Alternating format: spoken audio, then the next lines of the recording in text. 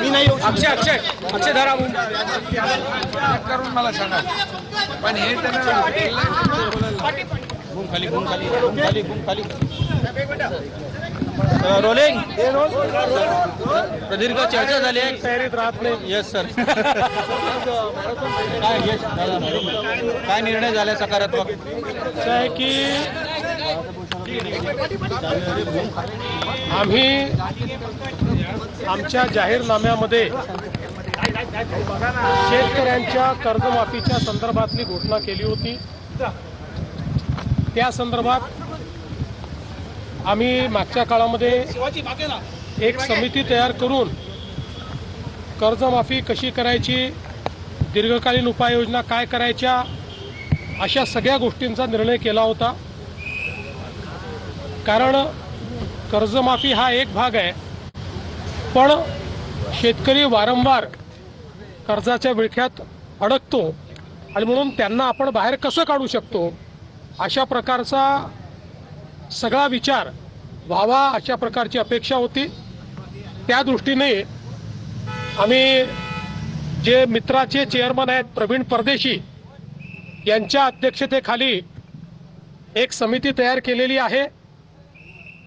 ही समिती कर्जमाफीच्या संदर्भात कशा पद्धतीने ती करता येईल, त्याचे निकष काय असतील, भविष्यात शेतकऱ्यांना आपल्याला कर्जाच्या विळख्यातनं बाहेर कसं ठेवता येईल किंवा थकीत कर्जात तो जाणार नाही याकरता काय उपाययोजना करता येतील, या सगळ्या बाबींवर निर्णय करेल।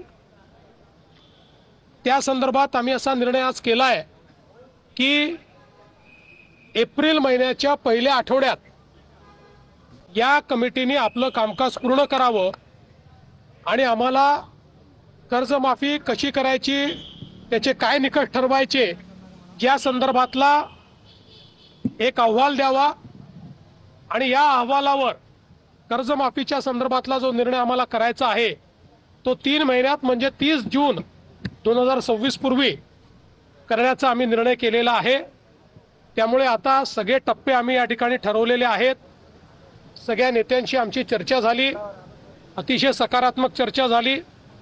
त्या चर्चेमध्ये त्यांनी देखील याला मान्यता दिलेली आहे। आम्ही त्यांना समजावून सांगितलं की आम्ही पहिल्या दिवशीपासनं कर्जमाफीच्या बाजूचे आहोत, आम्ही दिलेलं आश्वासन पाळू हेच सांगितलेलं आहे। पण आता लगेच शेतकऱ्यांना त्यांच्या खात्यात पैसे देणं गरजेचं आहे।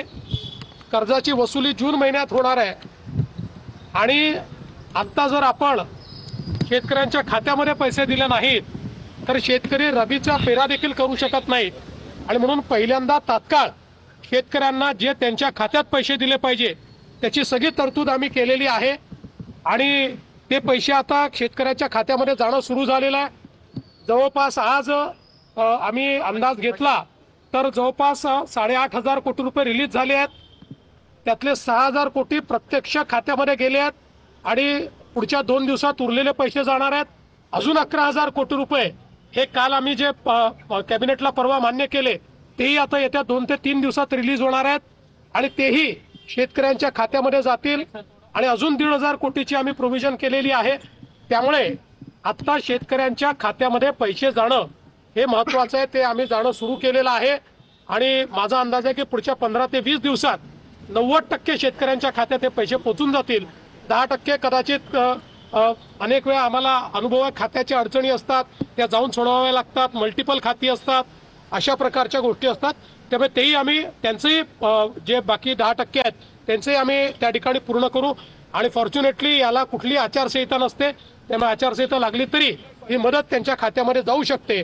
त्यामुळे आम्ही त्यांना समजावून सांगितलं की पहिल्यांदा ही मदत देणं हे महत्त्वाचं आहे, त्यामुळे ती मदत आम्ही देऊ आणि मग ही जी काही कमिटी आम्ही केलेली आहे या कमिटीचा रिपोर्ट घेऊन त्याच्या आधारावर आम्ही ही कर्जमाफी करू आणि त्याला त्यांनीही सकारात्मक अशा प्रकारची भूमिका त्याच्यावर घेतलेली आहे। त्यामुळे आता या संदर्भातले टप्पे आम्ही ठरवलेले आहेत। कृषी उत्पादकांना योग्य हमीभाव मिळावा याची मागणी कृषी उत्पादकांना योग्य हमीभाव मिळावा 6 जून वगैरे अशी कुठली तारीख नाहीये, कृषी तारीख सांगितली तीच आहे, कृषी जून पूर्वी करू। कृषी उत्पादकांना योग्य हमीभाव मिळावा अशी देखील मागणी शिष्टमंडळाकडे करण्यात आली। निश्चितपणे आम्ही त्यांना सांगितलं की आम्ही कृषी मालाच्या खरेदी करता खरेदी केंद्र सुरू केलेले आहेत, त्याचे आकडेही आम्ही सांगितले, तिथे नोंदणी पण आपली सुरू झालेली आहे आणि आम्हीही विनंती केली आणि आम्ही त्यांना सांगितलं की सगळ्या शेतकरी नेत्यांनी विनंती करावी की कोणीही हमी भावाच्या खाली व्यापाऱ्यांना विकू नये. व्यापारी जर हमी भाव देत असेल तर व्यापाऱ्याला द्यावं, व्यापारी हमी भाव देत नसेल तर आपल्या केंद्रांवर आणून त्यांनी ते विकावं, अशा प्रकारची आम्ही सीएम सर आज मुंबईमध्ये 17 मुलांना ओलीस धरणाऱ्या एका व्यक्तीचा, रोहित आर्य नावाच्या व्यक्तीचा एन्काउंटर करण्यात आलेला पवईमध्ये. काय तपशील आहे या घटनेविषयी? बघा, याचा सगळा तपशील पोलिसांनी आपल्याला दिलेला आहे. अतिशय विक्षिप्तपणे ज्या प्रकारे त्यांनी बोलून आणि मुलांना ओलीस धरलं, मी खरोखर पोलिसांचं अभिनंदन करेन की पोलिसांनी नीट ऑपरेशन त्या ठिकाणी केलं आणि त्या ऑपरेशनमध्ये अर्थातच त्याचा मृत्यू झालेला आहे, पण सगळ्या मुलांना सुखरूप पोलिसांनी बाहेर काढलेलं आहे. आता त्यातल्या ज्या काही गोष्टी आहेत त्याचं इन्व्हेस्टिगेशन सुरू झालेलं आहे, त्यामुळे संपूर्ण इन्व्हेस्टिगेशन झाल्यावरच बाकी गोष्टी सांगता येतील. बघा, आता त्यांचं समाधान झालंय की नाही हे तुम्हाला सांगतील. आम्हाला असं वाटतं त्यांचं समाधान झालंय, पण त्यापेक्षा आम्हाला महाराष्ट्रातल्या शेतकऱ्यांचं समाधान करणं हे जास्त महत्वाचं वाटतं. ते करण्याचा आम्ही प्रयत्न करू. खूप मोठा निर्णय आहे, पण सरकारवर आधीच थोडासा आर्थिक बोजा देखील आहे, तर कसं सॉर्ट आउट आहे? आता हे खरंच आहे की आर्थिक बोजा मोठा आहे, सरकार आर्थिक अडचणीत आहे, पण जसं आता आर्थिक अडचणीत असतानाही आपण आजपर्यंतची सर्वात मोठी मदत ही अतिवृष्टीमध्ये यावेळेस केली आहे. मार्ग काढू आता त्यातनं काहीतरी. सर हिंदी में बता दीजिए सर, महाराष्ट्र सरकार की तरफ से किसानों के लिए किस प्रकार का बड़ा है? महाराष्ट्र की हमारी सरकार ने अपना जो घोषणा पत्र दिया था, उस घोषणा पत्र में किसानों को कर्जा माफ करेंगे इस प्रकार की हमने घोषणा की थी. उसी तर्ज पर आज हम लोगों ने फैसला किया है. एक हमने इसके ऊपर कमेटी तैयार की है. ये कमेटी किस प्रकार से कर्जा माफ करना है, उसके नियम निकष क्या होंगे, इसके ऊपर अभ्यास करके अप्रैल के फर्स्ट वीक में हमको एक अपना रिपोर्ट देगी और उसके बाद 3 महीने में यानी 30 जून से पहले हम लोग उस रिपोर्ट के आधार पर ये जो हमारे किसान हैं इन किसानों को कर्जा माफ करेंगे. पवई में सर जिस तरीके से इनकाउंटर किया गया है उस पूरे मामले को किस तरीके से जांच हो रही है?